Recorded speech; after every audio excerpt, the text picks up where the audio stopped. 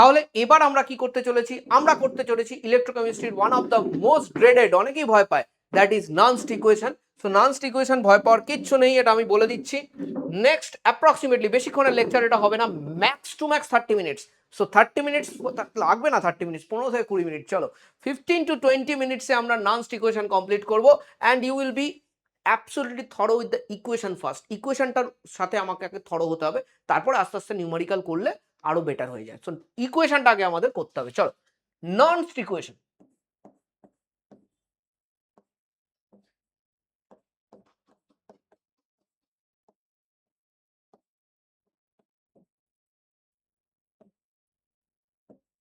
ননস্ট equation, চলো করি আমরা ননস্ট ইকুয়েশন একে একে। সো এটা কি, variation of electrode or cell potential.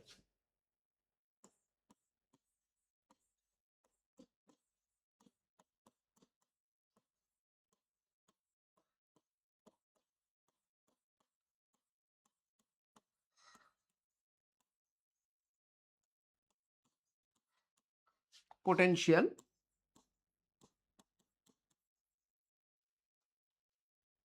লেখো, উইথ কনসেন্ট্রেশন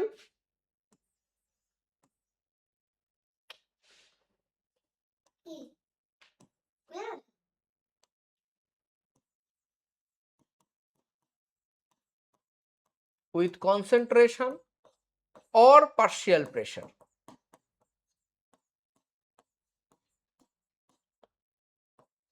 or temperature.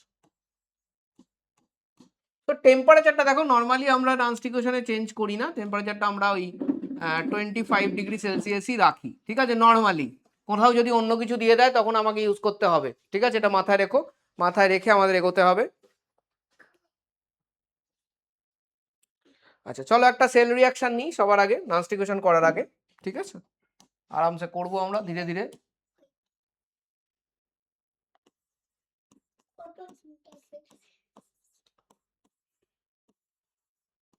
এটা হলো আমার একটা ধরো সেল রিয়াকশন, ঠিক আছে, এটার করতে হবে। সো দেখো আমরা ইকুয়েশনটা জানি, del G of reaction is equal to del G at standard condition plus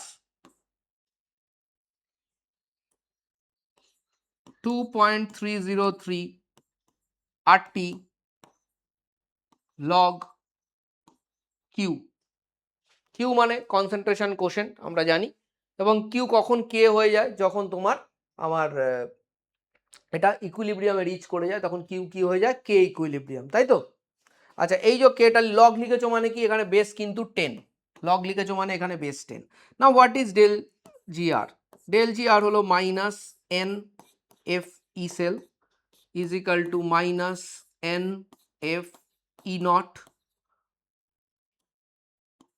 ঠিক আছে, N F E naught plus 2.303 RT log Q base 10, ঠিক আছে। এবার আমি কি করব, মাইনাস এনএফ দিয়ে সবাইকে ডিভাইড করে দেবো, তাহলে কি আসবে এখানে, বলে স্যার এটা আসবে ই সেল, এটা আসবে স্ট্যান্ডার্ড ই সেল, এটা মাইনাস হয়ে যাবে 2.303 আরটি বাই এনএফ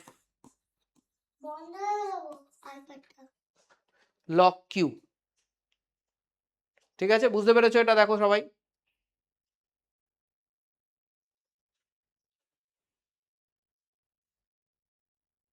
ঠিক আছে, ক্লিয়ার।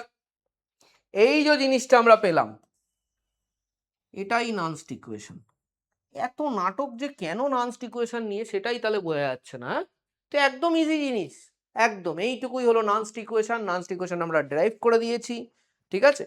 এবার দু একটা জিনিস আমাদের করতে হবে, দু একটা জিনিস আমাদের করতে হবে, কি কি করতে হবে দেখো। এক নম্বর হলো এই যে ই সেল, এটা কিন্তু স্ট্যান্ডার্ড না, এটা হলো নন স্ট্যান্ডার্ড ইএমএফ মেজারমেন্ট, নন স্ট্যান্ডার্ড। কেন, কেন কি, এটা তো তোমার ওই আমরা ই নটটা হলো স্ট্যান্ডার্ড, ই সেলটা স্ট্যান্ডার্ড না, এনিওয়েজ। এবার দেখো বেশিরভাগ ক্ষেত্রে কি হবে, আমরা এই যে তোমার এফটার ভ্যালু তো আমরা জানি 96,500, আচ্ছা আর এর ভ্যালু আমরা জানি 8.314, আচ্ছা টেম্পারেচার 25°C নর্মালি নেওয়া হবে, তো এইগুলো যদি আমরা বসিয়ে দিই তাহলে আমরা পাবো E cell is equal to E naught cell, ঠিক আছে, মাইনাস 0.0591, ঠিক আছে, বাই এন, এন হলো এন ফ্যাক্টর যেটা হবে আর কি, যত মোলস অফ ইলেকট্রনস আর কি এদিক ওদিক হচ্ছে, লগ কিউ, ঠিক আছে। তো বেশিরভাগ সময় তোমাকে এটা ইউজ করতে হবে, কারণ কি এগুলো সব ওই 25°C থাকবে। এবার একটা জিনিস বলে রাখি, বই টই তো অনেক জায়গায় তুমি কি দেখবে, এটা এখানে প্লাস লেখা আছে, এটাকে 1/Q লেখা আছে, তুমি এটাতে যেও না, মাথা ঘাবড়ে যায়, কারণ কি আমরা কিউ লিখে অভ্যস্ত, 1/Q লিখে অভ্যস্ত নই, আমরা প্রোডাক্ট বাই রিয়াক্ট্যান্ট করে অভ্যস্ত, আমরা রিয়াক্ট্যান্ট বাই প্রোডাক্ট করে অভ্যস্ত নই, ঠিক আছে, বুঝেছো? সো তোমরা কিন্তু এই মাইনাসটা দিয়ে মনে রাখবে, তোমাদের অঙ্ক হয়ে যাবে, একইভাবে হবে, কারণ এটা তো আমরা ডেরাইভ করেছি, থোড়ি ফর্মুলা নিয়ে ধপ করে বসিয়ে দিয়েছি তোদের মুখের উপরে, না, আমি তো ডেরাইভ করে করছি, অসুবিধা কি আছে, এভরিথিং ইজ ডেরাইভড হিয়ার, ঠিক আছে। সো বুঝলাম আমরা এটা। এবার একটা এক্সাম্পল নিই, চলো, ধরো একটা সেল নিলাম Zn প্লাস Cu2 প্লাস, আমাদের স্ট্যান্ডার্ড সেল এটা, Cu হয়ে যায় এবং Zn2 প্লাস হয়ে যায়, তার মধ্যে দেখ এটা থাকে অ্যাকুয়াস আর এটা থাকে অ্যাকুয়াস, বাকি তো অ্যাকুয়াস নয়, ঠিক আছে। তো ডেফিনেটলি আমরা জানি সলিড আর লিকুইড দুটো যখন একসাথে রিয়াকশনে থাকে, তখন আমরা লিকুইডের কনসেন্ট্রেশনটাই নিই, আমরা সলিডের কোনো কনসেন্ট্রেশন কনসিডার করি না, কারণ ওটা ম্যাটার করবে না, তাই জন্য। তাহলে এটার জন্য যদি নানস্ট ইকুয়েশন লিখি, তাহলে কি লেখা উচিত, তুই লিখবি E cell is equal two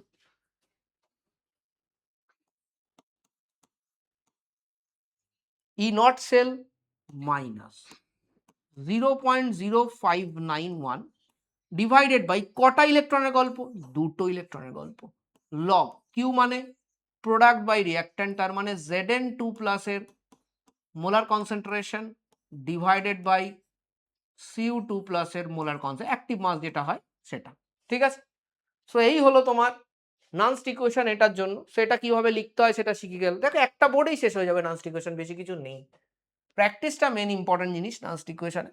আচ্ছা, নেক্সট কি হচ্ছে, নেক্সট আমাকে যেটা করতে হবে সেটা হচ্ছে হলো তোমার, হ্যাঁ, যদি অ্যাট ইকুইলিব্রিয়াম কি হয়, চলো করি আমরা, অ্যাট ইকুইলিব্রিয়াম কি হয়, অসুবিধা কিছু নেই। অ্যাট ইকুইলিব্রিয়াম আমরা জানি কনসেন্ট্রেশন কোইফিসিয়েন্ট হয়ে যাবে হচ্ছে কোশেন্ট হয়ে যাবে ইকুইলিব্রিয়াম কনস্ট্যান্ট, আর ডেল জি কি হবে, ডেল জি মানে হচ্ছে, ডেল জি হলো driving force of any process, তো ইকুইলিব্রিয়াম চলে এসছে মানে আর কোনো ড্রাইভিং ফোর্স নেই, তাহলে del G of the reaction will be zero, del G of the reaction যদি জিরো হয় তাহলে ই সেলটা জিরো হবে, ই নট সেল কিন্তু জিরো হবে না, কারণ E naught cell is standard condition, doesn't change, ঠিক আছে।